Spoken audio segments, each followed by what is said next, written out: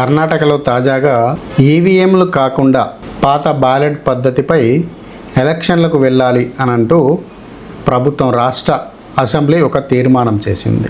రాబోయే రోజుల్లో హైదరాబాద్, కర్ణాటకలోని 5 మహానగరాలకు మున్సిపల్ కార్పొరేషన్ సంబంధించిన ఎలక్షన్లు రానున్న తరుణంలో కర్ణాటక ప్రభుత్వం ఈ యొక్క నిర్ణయాన్ని తీసుకుంది.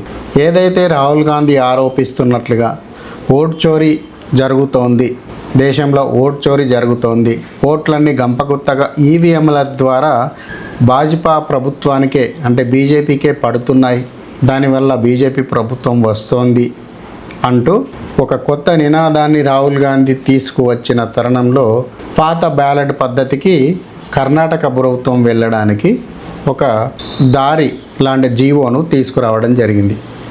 అయితే ఒకసారి మనము ఈ తీరుతెన్నులను చూసుకుందాం.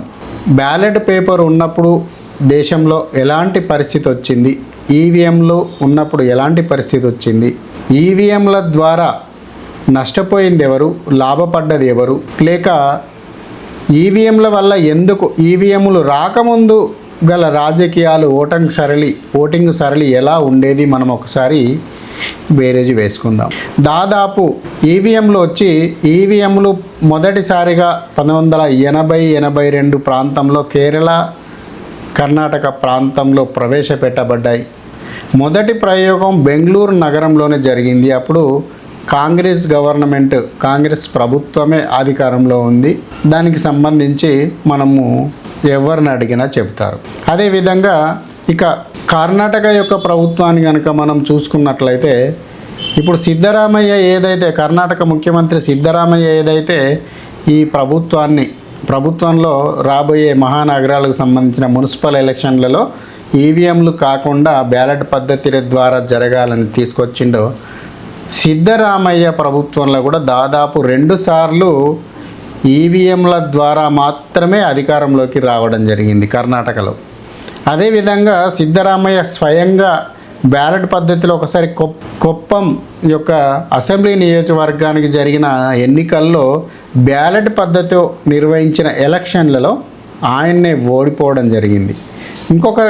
కొంచెం లోతుగా కూడా మనం పరిశీలన చేసినట్లయితే దాదాపుగా ఎప్పుడు చూసినా కూడా కాంగ్రెస్ ప్రభుత్వం దాదాపు 90 వరకు జరిగిన ఈ యొక్క ఎలక్షన్ల ఓటింగ్ సరళి కనుక చూసుకుంటే, ఎందుకంటే 90 వరకు దాదాపుగా ఎమ్మెల్యే, ఎంపీ ఎలక్షన్లు కావచ్చు, స్థానిక సంస్థల ఎలక్షన్లు కావచ్చు, సార్వత్రిక ఎన్నికలు కావచ్చు, ప్రతిదీ కూడా ఓటింగ్ పద్ధతిలో జరిగింది. ఆ ఓటింగ్ పద్ధతి ఎలా జరిగేది అనేది కూడా మనము తెలుసుకోవచ్చు. చాలా వరకు కంప్లైంట్లప్పుడు నా ఓటు ఎవరో వేసిపోయారని కావచ్చు, లేదా కొన్ని సమస్యాత్మక ప్రాంతాల్లో అసలు ఓటు మీరందరూ రావాల్సిన అవసరం లేదు, మనం కొన్ని సినిమాల్లో కూడా ఆ యొక్క సంఘటనలను చూడడం జరిగింది. మీ యొక్క ఓటు మేము వేసేసాం, మీరు ఓటు వేయడానికి వెళ్ళాల్సిన అవసరం లేదని హుకుం జారీ చేసేవారు. కొన్ని బ్యాలెట్లలో సిరా పోసేవారు, బ్యాలెట్ పత్రాల్లో బాక్సుల్లో సిరా పోసి, ఎందుకంటే ఒకవేళ ఓడిపోయే సంఘటన కనుక జరిగినట్లయితే అక్కడ సంబంధించిన ప్రత్యర్థులు తాము చెడ్డది కాకుండా, తాను చెడ్డ కోతి తాను కాకుండా ఊరంతా చెడిపింది అనే సంఘటనను దృష్టిలో పెట్టుకొని తాము ఓడిపోతున్నామనే అక్కసుతో బ్యాలెట్ బాక్సుల్లో సిరాలు పోసి ఆ యొక్క ఎన్నికలను బహిష్కరించిన సంఘటనలు మనం ఎన్నో చూసాం. అదేవిధంగా ఓటు ఎప్పుడైతే ఈవీఎం వచ్చిందో ఆ యొక్క ఓటింగ్ సరళి కూడా మారిపోయి పారదర్శకత రావడంతో, ఎందుకంటే ఇక్కడ ఈవీఎంలు డబ్బాలు లేవు, ఆ డబ్బాలు కొంచెం వాడడానికి బస్సు వచ్చేది సాయంత్రం పూట, అక్కడికి కొంచెం పోయేటప్పుడు కూడా మధ్యలో ఆ డబ్బాలు కూడా మాయం చేసి ఓట్లను గుద్ది అందులో బ్యాలెట్ బాక్సుల్లో నింపేవారు. లేదా మా లంచ్ టైంలోనో లేదా ఏదో ఒక సందర్భంలోనో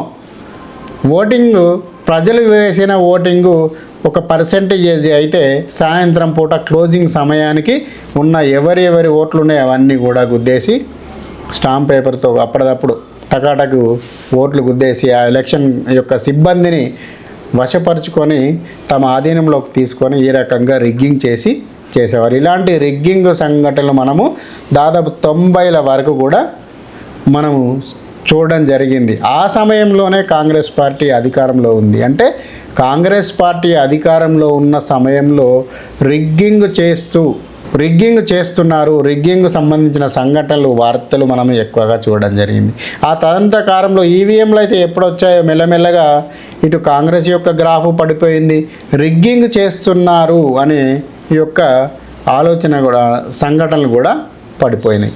ఆ వార్తలు కూడా ఇప్పుడు లేవు, పలానా చోట రిగ్గింగ్ జరిగింది అనే వార్తలు కూడా ఇప్పుడు లేవు. కానీ ఇప్పుడు ఇక కొత్త మాటగా ఓటు చోరీ విధానంతో రాహుల్ గాంధీ తీసుకొస్తున్న ఈ ఆరోపణల మూలంగా కర్ణాటకలో ఈ పద్ధతి ప్రవేశపెట్టడం జరిగింది. మరి ఈ పద్ధతిలో కూడా కాంగ్రెస్ పార్టీ ఒకప్పుడు అంటే ఇంతటి కమ్యూనికేషన్ లేదు, కమ్యూనికేషన్ వ్యవస్థ కూడా, అంటే ఈ ఊళ్ళో ఏం జరిగిందో పక్క ఊళ్ళో కూడా తెలియకపోవచ్చు. అలాంటి సంఘటనల మధ్య ఎన్నో రకాలైన నేరాలు జరిగాయి, ఎన్నో రకాలైన ఓటుకు సంబంధించిన నేరాలు జరిగాయి. కొన్ని గ్రామాల్లో తమకు నచ్చని వ్యక్తి ఆ పార్టీకి ఓటేయడు అనుకున్న వ్యక్తి కనుక ఉంటే అతన్ని ఓటు నుంచి తొలగించేవారు. అదే కాకుండా కొంతమంది ఊళ్ళో లేనుకున్నా కూడా, ఊళ్ళో గ్రామంలో ఏదో పట్టణాల వలస జీవనోపాధి నిమిత్తం ఇతర గ్రామాలకో ఇతర పట్టణాలకో వెళ్ళి గ్రామాల్లోకి రాని పరిస్థితులు ఉన్న వాళ్ళ వ్యక్తుల ఓట్లు కూడా సాయంత్రం పూట వీళ్ళు చూసుకొని రిగ్గింగ్ చేసేవారు. అలాంటి పరిస్థితులు మనము చాలా చూసాం. అంటే అక్కడ అధికారికంగా ఎవరు ఉంటే వాళ్ళు, అంటే ఆ పరిస్థితుల్లోకి తీసుకురావడానికి వీళ్ళు ప్రయత్నిస్తున్నారా అన్నది ఇక్కడ మనం చూడాల్సిన అంశం. మరి వాళ్ళకి ఈ బ్యాలెట్ బాక్సులను తీసుకొచ్చి బ్యాలెట్ బాక్సుల ద్వారా పాత పద్ధతిలో ఓట్లేసి రిగ్గింగ్ కోసం మళ్ళీ పాత తరపు నేర రాజకీయాలను ఈ ప్రభుత్వంపై లేదా ఈ ప్రజలపై రుద్దడానికి ఈ కాంగ్రెస్ పార్టీ ప్రయత్నిస్తుందా అనేది మనము రాబోయే కాలంలో ఏం జరుగుతుందో చూడాల్సిన అవసరం ఉంది. కర్ణాటకలో కూడా సిద్ధరామయ్య ప్రభుత్వం 2 సార్లు అధికారంలో రావడానికి కూడా ఈవీఎంలు సహకరించాయి. అదే బ్యాలెట్ పద్ధతిలో పోయినప్పుడు ఇక్కడ సిద్ధరామయ్య కూడా కుప్పం నియోజకవర్గంలో ఓడిపోవడం జరిగింది.